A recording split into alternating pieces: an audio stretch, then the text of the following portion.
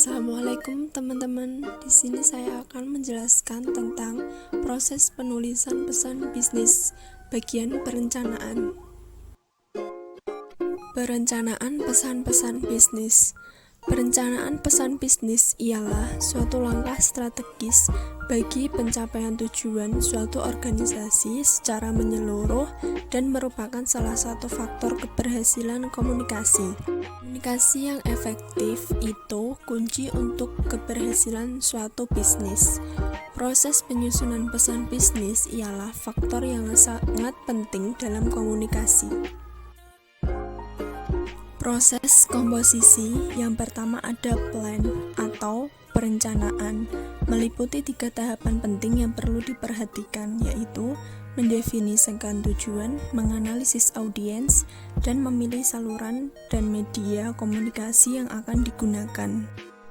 Yang kedua, organize atau pengorganisasian, dimulai dengan merangkai kata, kalimat, paragraf, dan memilih ilustrasi yang diperlukan untuk mendukung ide pokok bahasanya secara sederhana, mudah dipahami, dimengerti, dan dilaksanakan oleh si penerima pesan.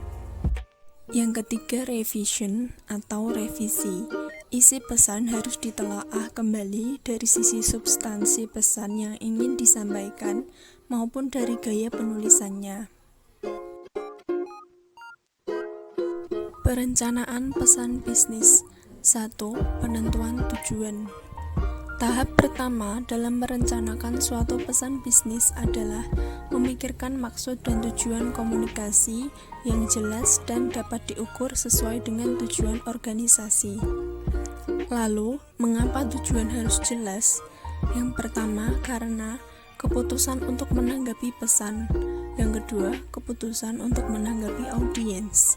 Yang ketiga, keputusan untuk memusatkan isi pesan. Dan yang keempat, keputusan untuk menetapkan media yang akan digunakan. Tujuan komunikasi bisnis. Secara umum ada 3 tujuan komunikasi bisnis, yaitu memberi informasi yang berkaitan dengan dunia bisnis kepada pihak lain. Media komunikasi mana yang akan dipilih sangat bergantung pada kebijakan perusahaan dengan mempertimbangkan kemampuan internal perusahaan tersebut. Lalu melakukan persuasi kepada pihak lain agar apa yang disampaikan dapat dipahami dengan baik dan benar, terutama berkaitan dengan negosiasi. Yang terakhir yaitu melakukan kolaborasi atau kerjasama. Melalui jalinan komunikasi bisnis tersebut, seseorang dapat dengan mudah melakukan kerjasama bisnis baik dengan perusahaan domestik maupun asing. 2. Analisis audiens. Cara menganalisis audiens ada 3, yaitu kembangkan profil audiens, memuaskan kebutuhan informasi audiens, dan memuaskan kebutuhan motivasional audiens. Kembangkan profil audiens. Dalam hal ini, komunikator perlu melakukan investigasi untuk mengantisipasi reaksi mereka. Dengan cara yaitu 1. Menentukan ukuran dan komposisi audiens. Bentuk dan format penulisan materi yang akan disampaikan juga ditentukan oleh jumlah audiens. Audiens yang jumlahnya kecil, materi dapat dikemas dalam suatu laporan sederhana kemudian dipresentasikan kepada mereka. Untuk audiens jumlah besar, materi dikemas dalam makalah atau laporan dengan gaya pengorganisasian dan format penulisan yang lebih formal. 2. Siapa audiens? Bila audiens lebih dari 1 orang, komunikator perlu mengidentifikasi siapa di antara mereka yang memegang posisi paling penting. 3. Reaksi audiens. Jika komposisi audiens adalah orang-orang yang tidak suka berdebat, presentasi sebaiknya disajikan langsung pada bagian kesimpulan dan saran-saran, karena jika diajak berdiskusi, reaksi mereka diduga kurang positif.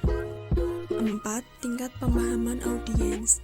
Jika komunikator dan audiens memiliki latar belakang yang jauh berbeda, perlu diputuskan seberapa jauh audiens harus dididik.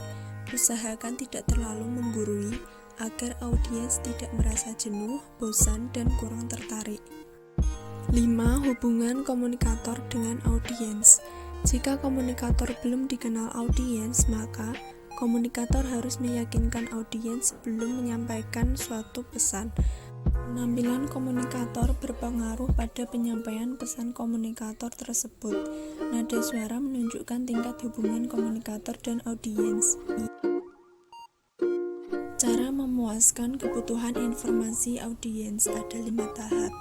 Yang pertama, temukan atau cari apa yang diinginkan audiens. 2. Antisipasi pertanyaan yang tidak diungkapkan. 3. Berikan semua informasi yang diperlukan. 4. Pastikan informasinya akurat. Dan 5. Tekankan ide-ide paling menarik bagi audiens. Cara memuaskan kebutuhan motivasional audiens. Pemberian motivasi sering mengalami kendala. Hal ini disebabkan adanya kecenderungan dari audiens untuk tidak mau mengubah sesuatu yang ada dengan hal yang baru.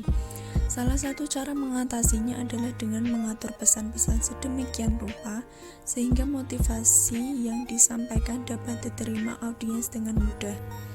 Pendekatan yang dapat dilakukan adalah dengan memberikan argumentasi yang bersifat rasional. Selain itu, dapat dicoba menggunakan pendekatan emosional. Penentuan ide pokok. Topik dan ide pokok adalah hal yang berbeda. Topik adalah subjek pesan yang luas, sedangkan ide pokok adalah pernyataan tentang suatu topik. Seleksi saluran dan media. Saluran lisan terbaik apabila 1. Anda menginginkan umpan balik langsung dari penerima. 2. Pesan relatif sederhana dan mudah diterima. 3. Anda tidak memerlukan catatan permanen. 4. Anda dapat mengumpulkan pendengar dengan mudah dan ekonomis. 5. Anda ingin mendorong interaksi untuk memecahkan masalah atau mencapai keputusan.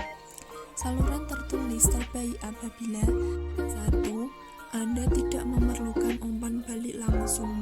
2. Pesan terinci kompleks dan memerlukan perencanaan seksama. 3. Anda membutuhkan catatan permanen yang dapat dibuktikan. 4. Anda mencoba menjangkau penerima dalam jumlah banyak dan tersebar secara geografis. 5. Anda ingin meminimalkan distorsi yang terjadi jika pesan disampaikan secara lisan dari orang ke orang. Sekian yang dapat saya sampaikan. Terima kasih atas perhatiannya. Wassalamualaikum.